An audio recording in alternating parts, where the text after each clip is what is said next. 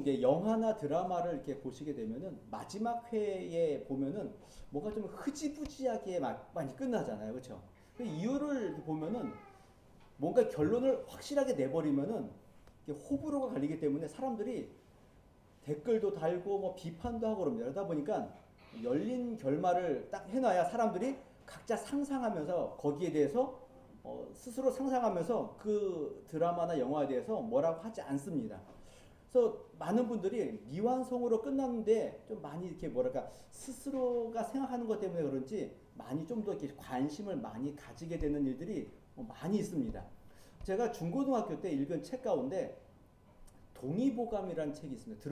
읽어보셨나요? 제가 중고등학교 때 이거를 너무 재밌게 읽어서 밤새도록 한번 그런 적이 거의 없는데 그 책을 좀 밤에 새도록 좀 읽었던 것 같아요.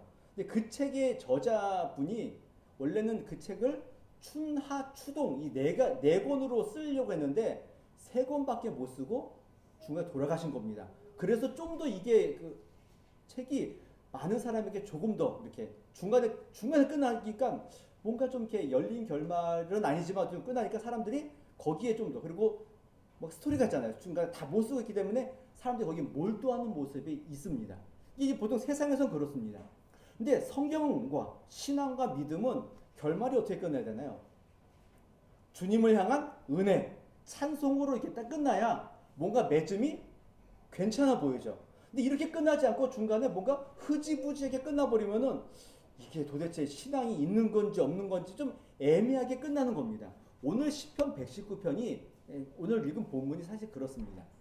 시편 119편 맨 처음 1절에 보시게 되면요. 어떻게 시작하냐면은 1절에 이렇게 됩니다. 행위가 온전하여 여호와의 율법을 따라 행하는 자들은 복이 있으며 여호와의 증거를 지키고 전심으로 여호와를 구하는 자는 복이 있도다.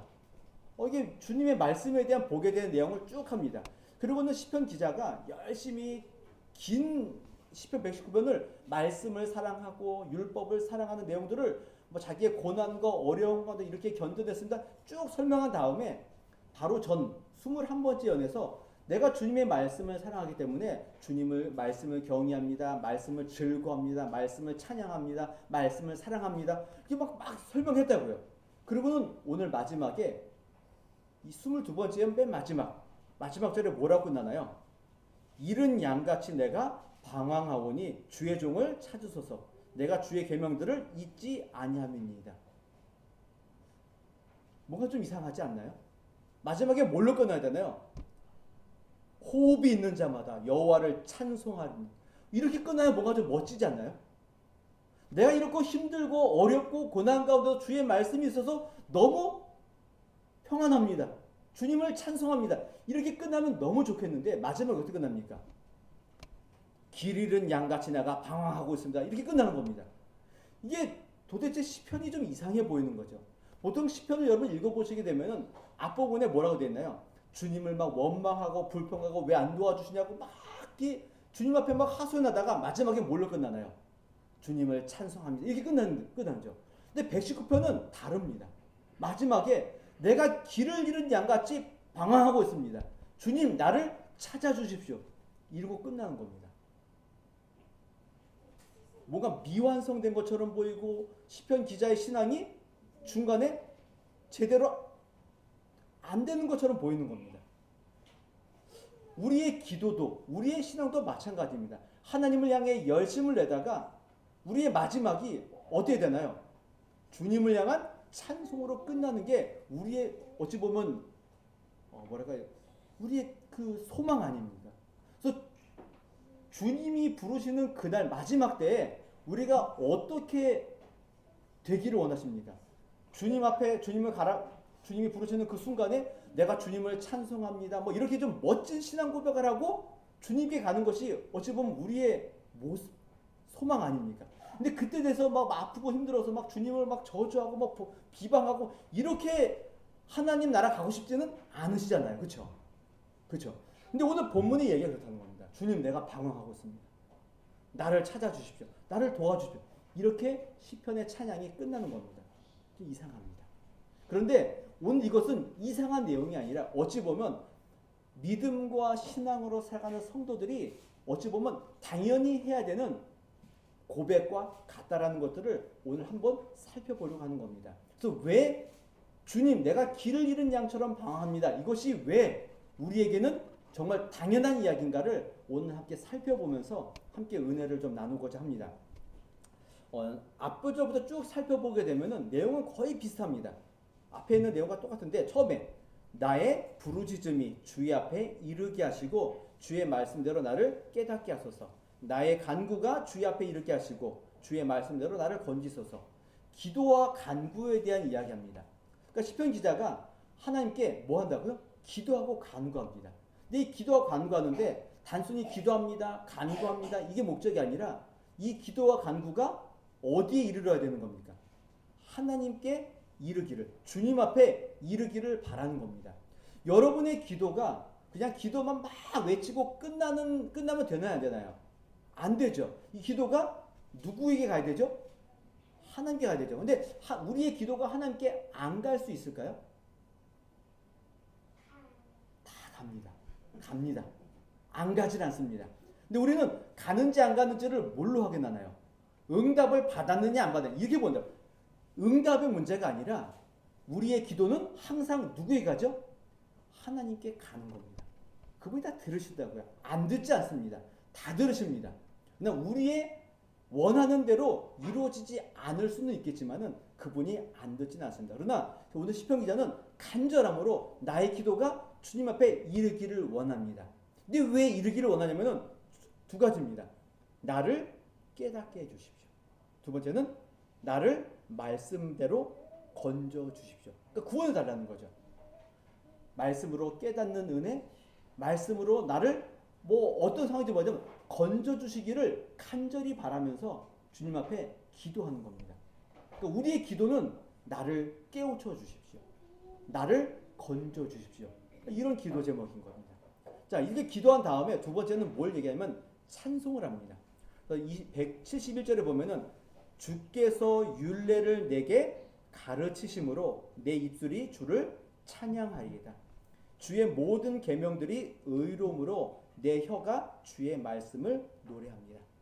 그러니까 하나님의 말씀, 율례, 주님께 기도해서 깨우침과 건지심을 받게 되자 주님이 나를 가르쳐 주셨기 때문에, 말씀을 가르쳐 주셨기 때문에 내가 주님을 찬송하겠다는 겁니다.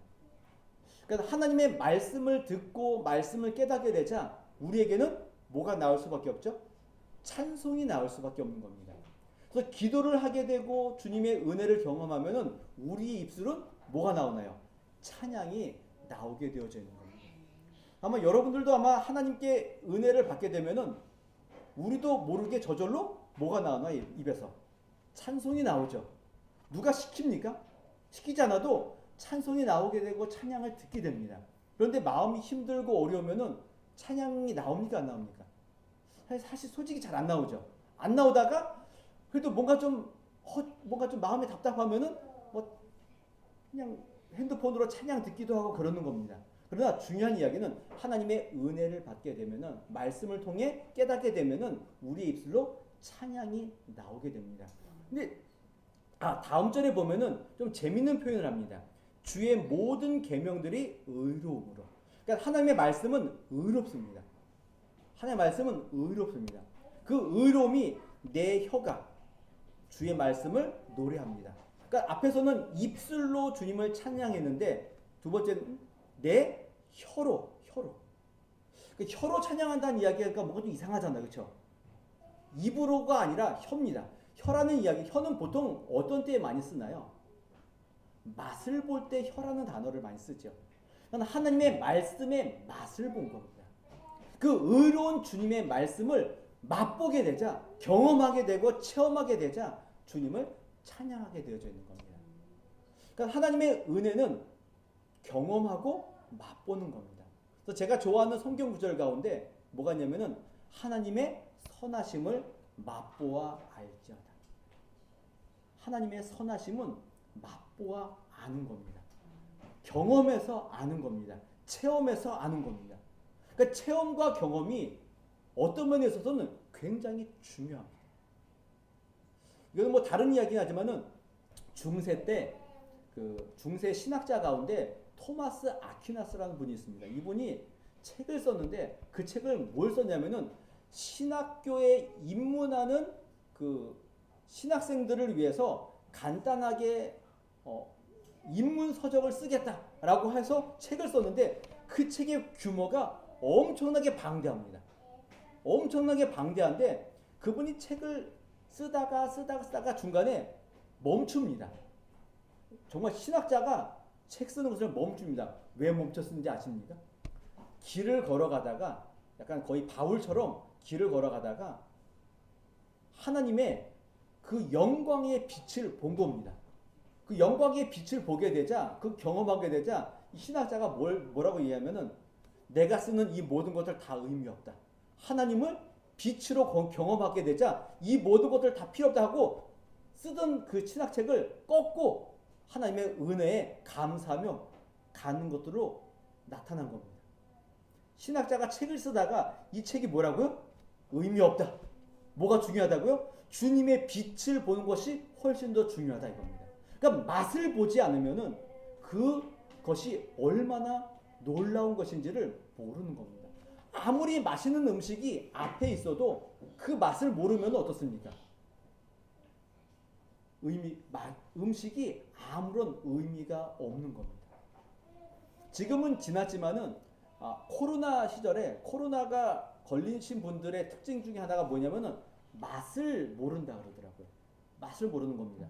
그래서 제 아는 목사님이 코로나 걸리신 다음에 맛을 잃어버려가지고 커피를 좋아하시는데 커피를 마시는데 이게 뭔 맛인지 모르겠다고 그냥 무슨 맛인지 모르겠다고 그러면서 커피를 안 드시더라고요.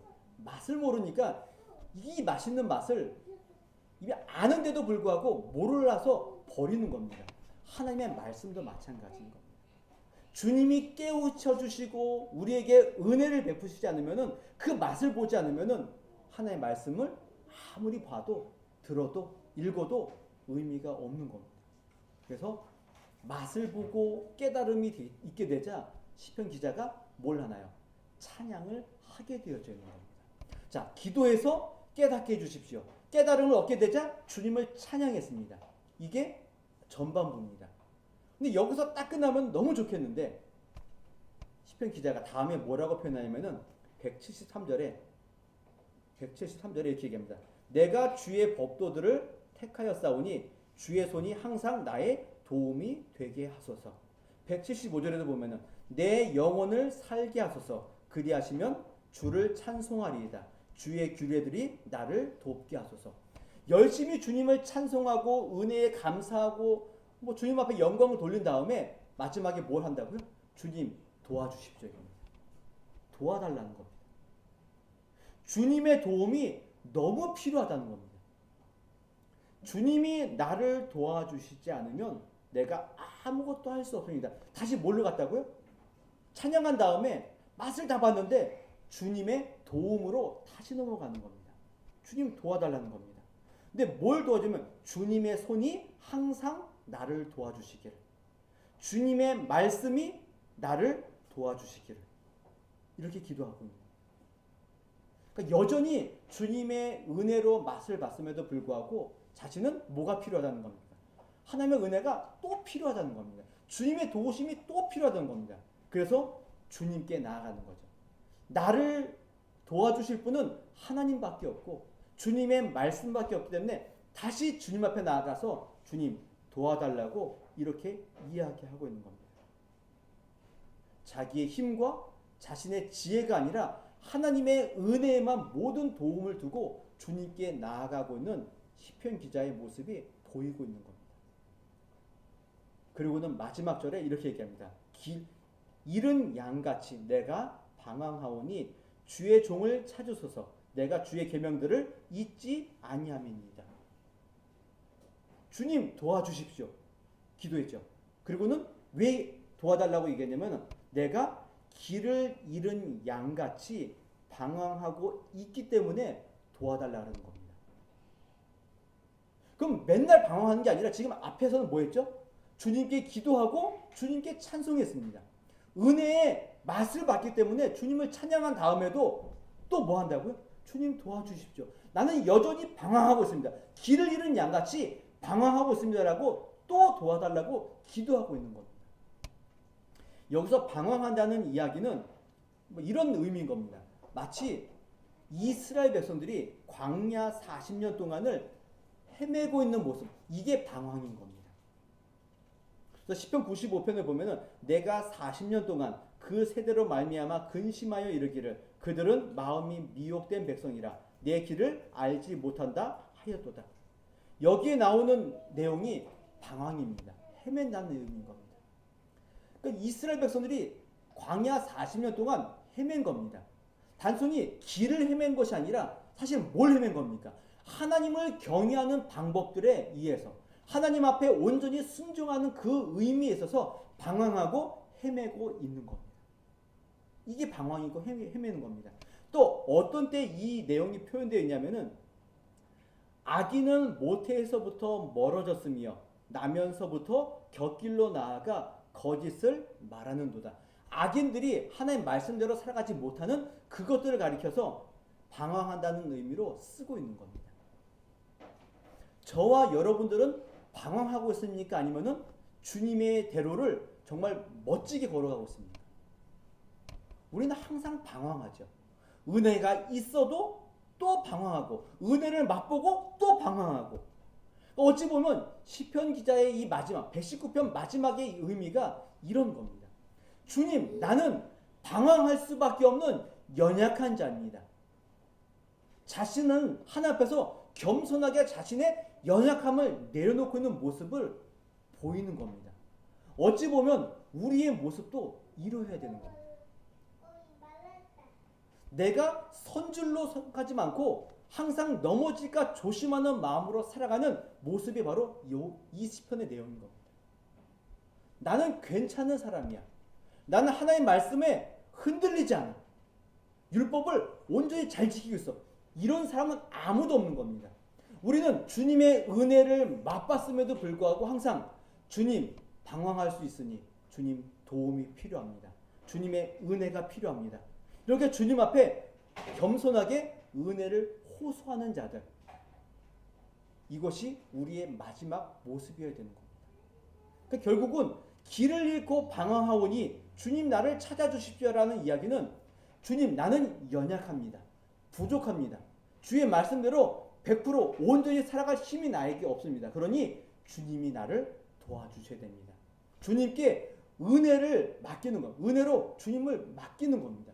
이게 마지막 우리의 고백인 겁니다. 찬양이 아니라 방황합니다. 찾아주십시오라고 고백하는 내용은 미완성. 이게 신앙이 흔들리는 것이 아니라 어찌 보면 당연한 겁니다.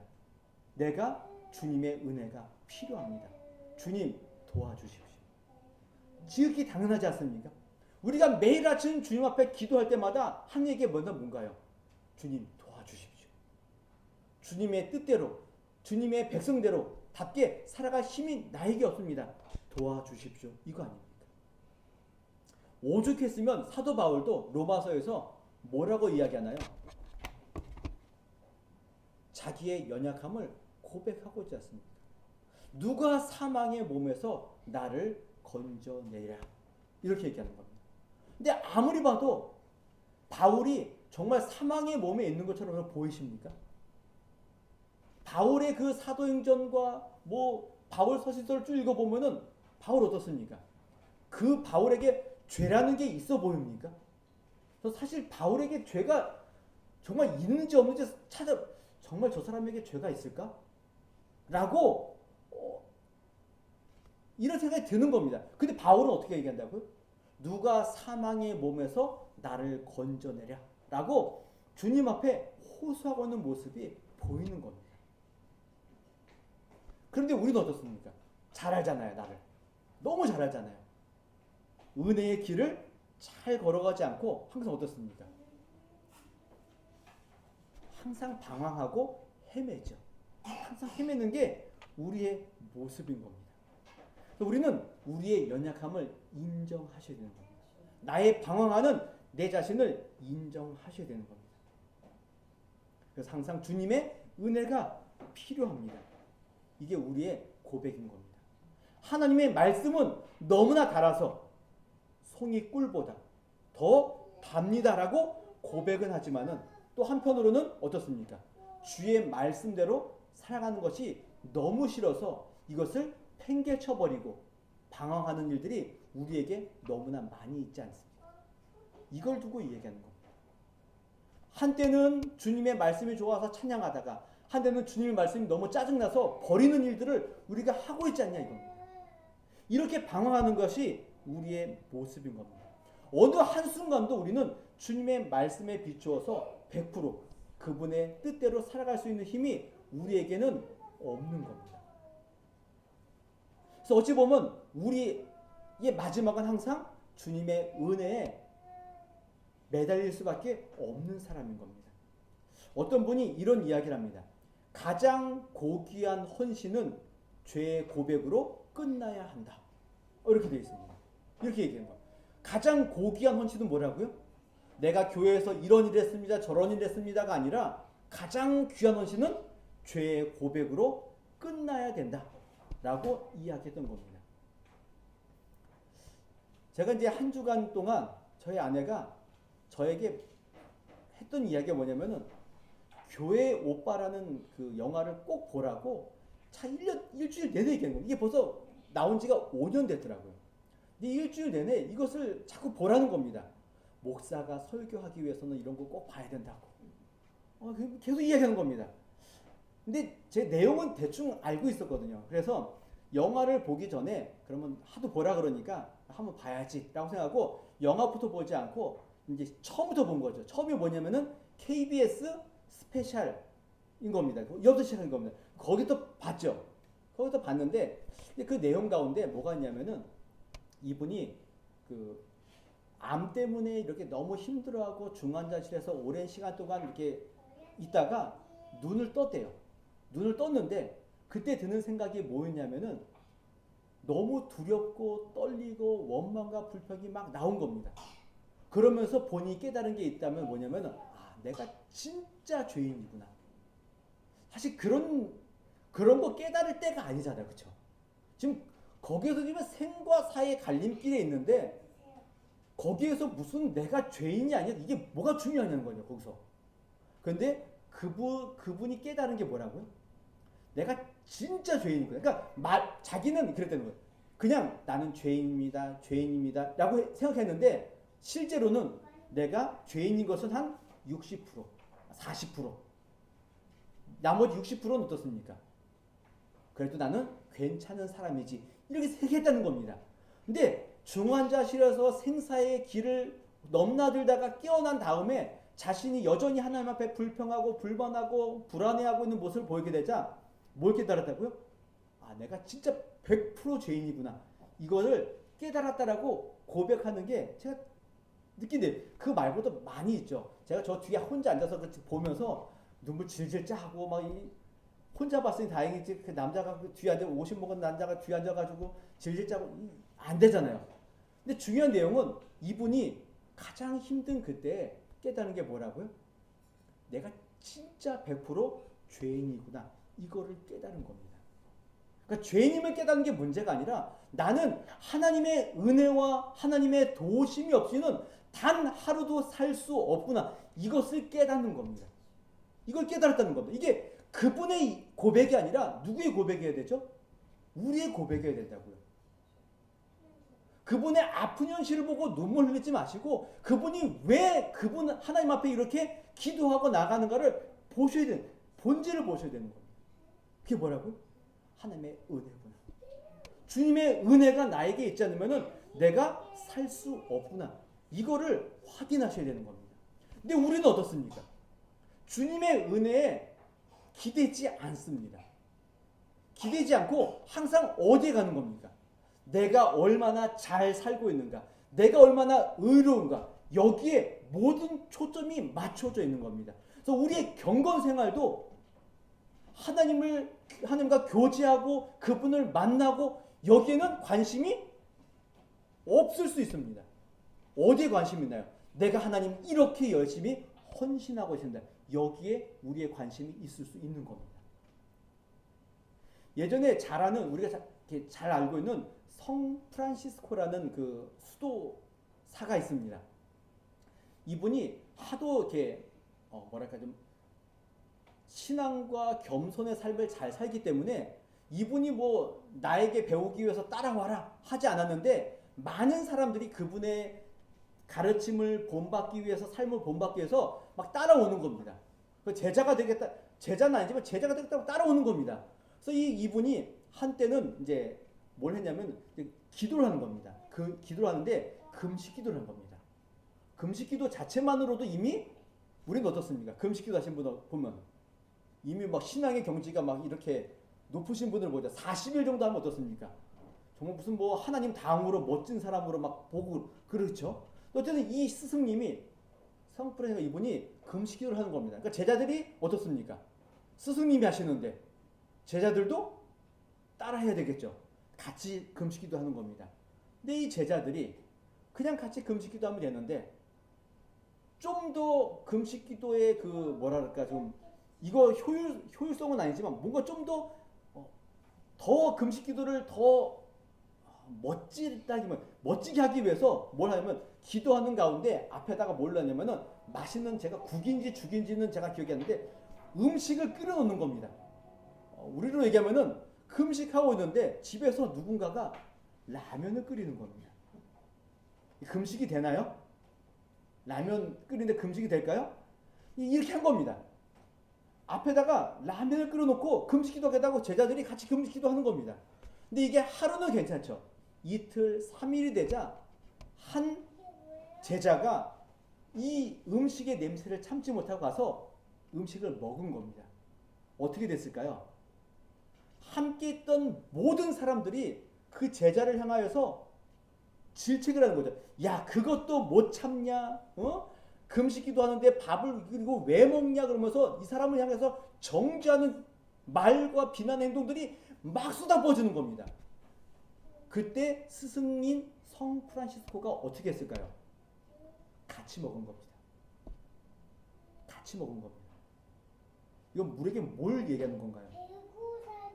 하나님의 은혜와 그분의 간구하심, 그 도우심을 구했다면은, 기도했다면은, 그것을 연약하여서 먹는 사람이 있다면 어떻게 될까요? 아끼고 감싸줘야죠. 근데 그 아끼고 감싸면 없고 뭐가 나왔다고요? 정죄가 나왔다고요. 그럼 이거는 기도가 잘하는 겁니까? 못하는 겁니까? 못하는 거죠. 이게 우리의 모습이 그렇다는 겁니다. 하나님의 은혜를 경험했음에도 불구하고 그 은혜가 오래가지 않는 겁니다. 언제든 방황하고 넘어지고 쓰러지고 정죄하고 비판하고 이런 자리에 가는 겁니다. 그래서 뭐가 필요하다고요? 주님의 은혜가 필요한 겁니다. 주님, 나는 길을 잃은 양처럼 방황하고 있습니다. 주님, 나를 도와주시고 나를 찾아주십시오라고 고백하는 겁니다. 이거는 겸손함이 겸비되어 있지 않은 사람이라면 이런 고백을 할 수 없는 겁니다. 자신의 연약함을 아는 자들만이 이런 고백과 하나님 앞에 은혜를 구할 수밖에 없는 겁니다. 교만한 자들은 이런 기도를 하지 않습니다. 마치 누구와 같을까요? 바리새인들이 하나님 앞에 기도할 때 어떻게 하나요? 하늘을 우러러 떳떳하게 주님 앞에 기도하죠. 주님, 나는 금식 기도도 하고 구제도 하고 막 이야기하다가 기도하다가 마지막에 무슨 기도까지 합니까? 주님, 저를 저 세리들과 같이 되지 않게 해줘서 감사하다고 이렇게 기도하는 겁니다. 그 기도를 하나님이 들으실까요? 근데 세리는 어떻습니까? 감히 주님 앞에 나아가며 무릎을 꿇고 주님, 저님은 죄인입니다. 은혜를 간구하는 세리의 기도를 하나님은 들어주시는 거죠. 여러분의 기도와 여러분의 삶은 어떻습니까? 주님 도와주십시오. 주님의 은혜가 정말 필요합니다라는 마음으로 삽니까? 아니면은 주님의 은혜가 필요하지만은 그래도 저는 쟤보다는 낫습니다. 그런 마음으로 사십니까? 항상 주님의 은혜 앞에 겸손한 마음을 가지고 살아가셔야 되는 겁니다. 그 겸손함이 있을 때만이 뭘 지킬 수 있나요? 말씀의 은혜와 말씀을 지킬 수 있는 힘이 우리에게 생기는 겁니다. 교만한 자들에게는 말씀의 길, 말씀의 그 은혜의 내용들을 따라가려고 하는 마음이 없는 겁니다. 여러분 등산을 해보신 분도 있겠지만은 등산할 때 보면은 뭐만 잘 지키면 되나요? 등산할 때 제일 중요한 게 뭔가요? 등산로만 따라가면 됩니다.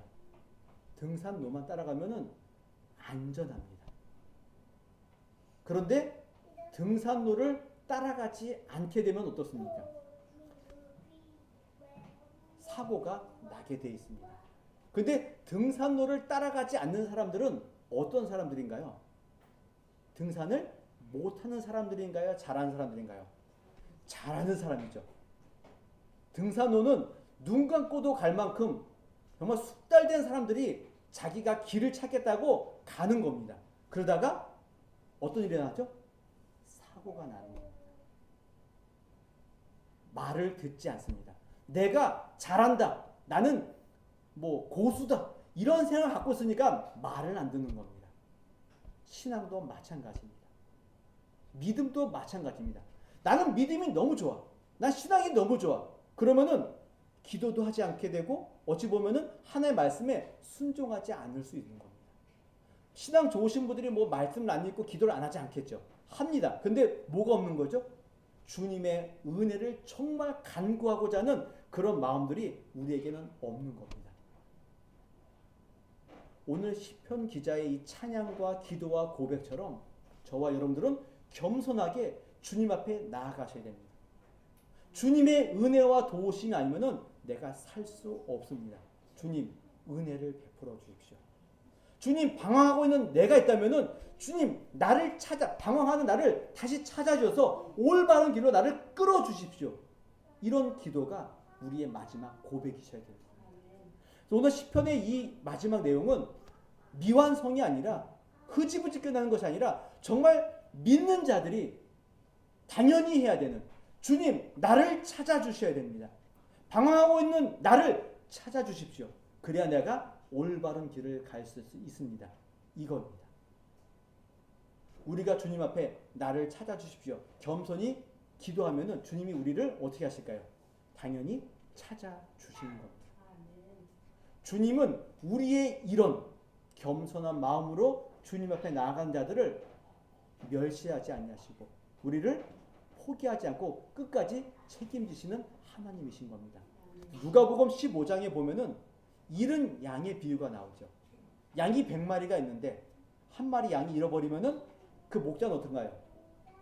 99마리를 들에 놔두고 그 한 마리 양을 찾기 위해 찾는 겁니다. 끝까지 찾는 겁니다. 그리고는 그 찾은 한 마리 양 때문에 어떻게 한다고요? 잔치를 베풀고 기뻐하는 겁니다. 이게 주님의 마음이시라고요. 근데 여러분들이 하나님이 사랑하시는 여러분들이 주님 나는 길을 잃은 양처럼 방황하고 있으니 나를 찾아주시고 올바른 길로 인도해 주십시오라고 기도하면은 주님이 어떤 마음을 가질까요? 네, 너 그럴 줄 알았다. 그러실까요? 아니요. 알았다. 내가 너를 찾겠다. 바른 길로 인도해 줄게. 그리고는 그것 때문에 기뻐하시는 겁니다. 기뻐하신다. 주님이 가장 기뻐하셨는 일이 잃은 자를 찾는 겁니다. 그리고 예수님도 그 잃어버린 양을 찾기 위해서 이 땅에 오셔서 십자가 위에서 죽으신 겁니다. 근데 그런 여러분들이 이렇게 기도하면은 주님이 너무 기뻐하시고 여러분들을 바른 길로 인도하실 거라는 겁니다. 겸손히 주님 앞에 간구하십시오. 주님 나는 길을 잃을 수밖에 없는 방황할 수밖에 없는 어린 양입니다. 그러니 주님의 은혜로 나를 붙들어 주십시오. 주님의 은혜가 아니면은 살아갈 수 없습니다. 그래서 우리는 항상 어떤 사람입니까? 방황하면서 기도하고 방황하면서 주님을 찬송할 수밖에 없는 연약한 자들임을 깨닫고 주님의 은혜 앞에 또 주님의 은혜를 간구하며 주님이 나에게 때를 따라 돕는 은혜를 주실 것을 확신하면서 주님의 은혜의 보좌 앞에 담대히 나아가시는 그분 앞에 기도하며 나아가시는 그분의 말씀을 찬송하시는 하나님의 성도들이 되시기를 주님의 이름으로 부탁을 드리겠습니다.